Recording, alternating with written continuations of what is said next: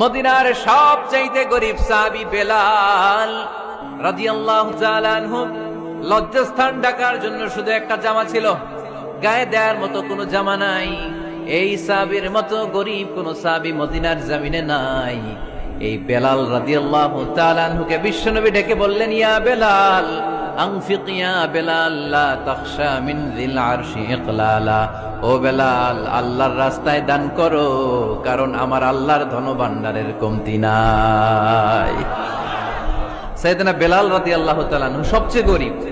শুনতেছেন, বুঝতেছেন? সবচেয়ে গরিব। ডাউন পার্টটা ঢাকার মতো একটা গার্মেন্ট ছিল, একটা কাপড়, এটা পেঁচায় আসতো, নামাজ পড়তো। গায়ে রাখার মতো কোনো জামা নাই, আর খাবার দাবার টাকা পয়সা বলতে নাই। ওই সাহাবীর বিষ্ণু ইসলাম বললেন, আনফিক বেলাল, বেলাল তুমিও দান করো, তুমিও দাও, দানের হাতকে প্রশস্ত করে দাও। আনফিক ইয়া ইবনা আদম উনফিক আলাইক, হে বনি আদম দাও, দিলে আমি তোমারে দেব। যারা দান করে বেশি তাদেরকে দেয় কে?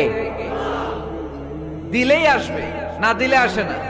আপনি দেন, দেখবেন আসতে শুরু করছে। এটাই সিস্টেম। দিলে কমে না, না দিলে কমে। সুবহানাল্লাহ পড়েন।